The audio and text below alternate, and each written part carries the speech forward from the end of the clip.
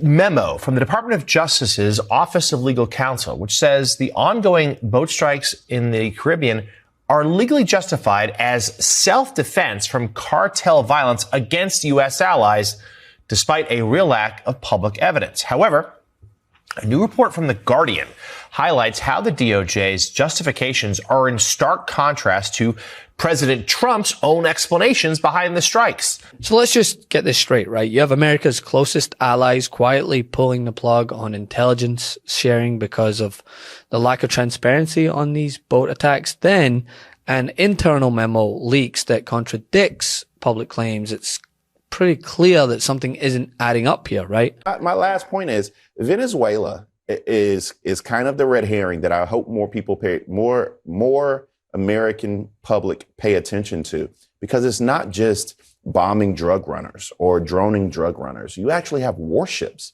that are just on the coastline. Why? That's the question. There's been a military buildup in the Caribbean, and that is the part that's not about drugs, despite what Scott's saying. It's about something that at least they're not telling us what it's really about. I disagree. Yeah. It is about drugs. Maduro is a drug lord. You don't need warships in the Caribbean to use drones to take out fish boats whether they're full of drugs or not. So there's something else going on here that they're not being transparent on. But let's put that aside for just a second. Earlier this month, the United Kingdom suspended sharing intelligence with the US in suspecting narcotics trafficking boats in the Caribbean. British officials reportedly took the step out of concern that intel could be used to justify lethal military strikes by American forces, strikes that many consider legally dubious. The United Kingdom is suspending, listen to this, suspending some of its intelligence sharing with the U.S. because of the Trump administration's strikes against alleged drug boats in the Caribbean. We are joined now by senior White House reporter Kevin Liptak and CNN national security correspondent Natasha Bertrand. Natasha, to you first with this exclusive reporting. I mean, this is a big deal. The UK is arguably the closest ally to the United States when it comes to intelligence sharing. What else do we know?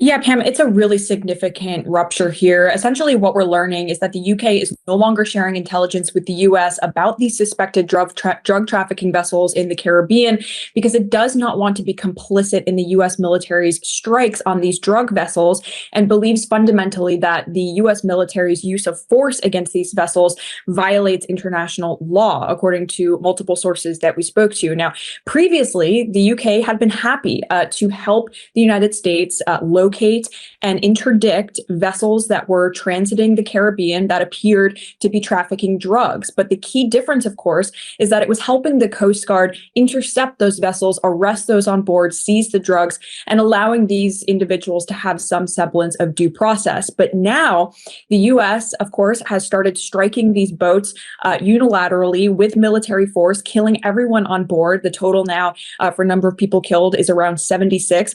And we're told that the UK is deeply uncomfortable with that, and they believe that it is pretty blatantly illegal. And also, according to The Guardian, a classified memo from the Justice Department has also surfaced, and its contents diverge sharply from what the public have been told. According to reporting, the memo reframes the legal basis for US strikes not as narrow anti-drug enforcement tactic that we've been led to believe, but as a broad, quote, collective self-defense argument, claiming cartels are waging armed warfare against U.S. allies and justifying deadly military force in doing so. Yeah, we spent a lot of time looking at this memo because it is the basis on which the administration is resting the entire military campaign and the strikes against these drug boats in the Caribbean and also in the Pacific. And basically what we found with the memo, according to people who read it and seen it directly, was it makes this novel argument that the reason why we are engaged in this military action is because allies in the region like Mexico and Colombia have asked the United States to help them in their drug wars against these cartels. And as the reasoning goes, these drug cartels are engaging in armed violence, which is a very important term of art because it allows the US to start using lethal force if we're in an armed conflict. And it basically says the cocaine that the drug cartels are shipping that is being trafficked in order to finance the armed violence. And I think that, two really important points about this. One, which is what you say about how Trump has never come out and said that this is the reason why the U.S. is engaged in, basically a war. He has always said it's about preventing overdose deaths and has framed these drugs as coming in and poisoning America. But that's not what the Justice Department is saying at all. The legal rationale comes with no publicly available evidence to back this up, no verified proof that the cartels qualified as belligerents or that the purported allied governments formally requested U.S. intervention. So, in other words, the legal foundation is classified, the evidence remains hidden and murky, and the public, even Congress, they're being asked to trust a black box verdict, basically. I think by doing this, they're pretending as if we are at war. They're pretending as if they've gotten some imprimatur to do what they want. When you have war, the rules of engagement are lessened. So, for example, we normally don't shoot boats that we suspect of being drug dealers. In fact, if the Coast Guard tomorrow started shooting all vessels that are off of Miami or off of San Diego, about 1 in 4 of the vessels that they normally board doesn't have drugs. So it actually would be unlawful if the Coast Guard started blowing up boats. But for some reason, they say, oh, we're at war off the coast of Venezuela. And so it's a different rule of engagement. It's one of war. But, Senator Kaine and I brought this up. And we said, if it's war, let's declare it as war. Let's have this discussion. Is it war or not? And the administration refused that. They want to have it both ways. They want to say, oh, we can just say these people are terrorists, they're narco-terrorists, so we can blow them up.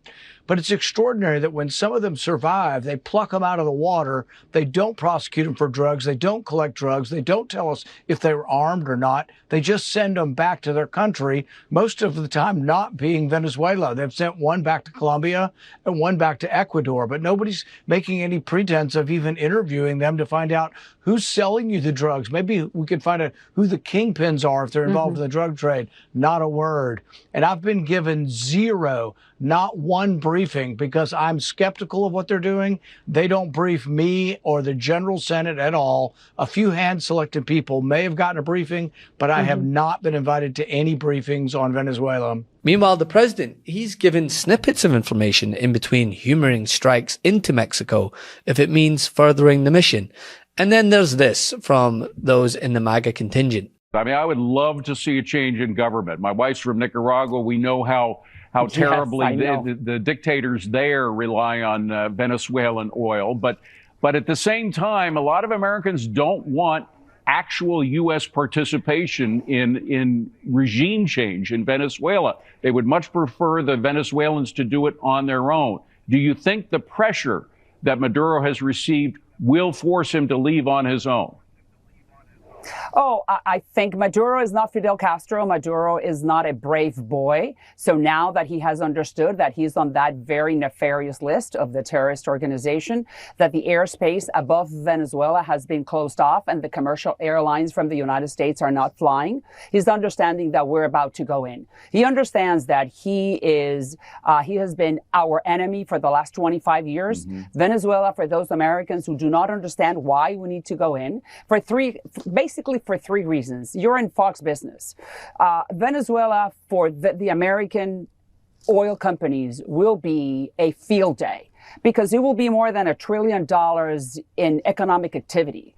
American companies can go in and fix all the oil pipe, the whole oil rigs, and everything that has to do with the Venezuelan petroleum companies, or everything that has to do with oil and the derivatives. I mean, they're just not even hiding it at this point. But I ask, if allies won't feed your targeting data, if your internal lawyers are quietly rewriting the rules, and if the public is left blind to all this, how can anyone trust that the information provided by the administration is valid? Hey, Midas Mighty, it's Ben, Brett, and Jordy, and we just want to thank you for being the backbone of this movement. This year tested us more than ever, but together we proved that pro-democracy voices don't just compete, we win. We took on the entire MAGA machine, won a Webby for Podcast of the Year, the Midas Touch podcast, and you were with us every step of the way. And trust us, what we're working on next is bigger, bolder, and built for 2026. Let's keep this momentum going, spread the word, we are just getting started. Shout out to the Midas Mighty!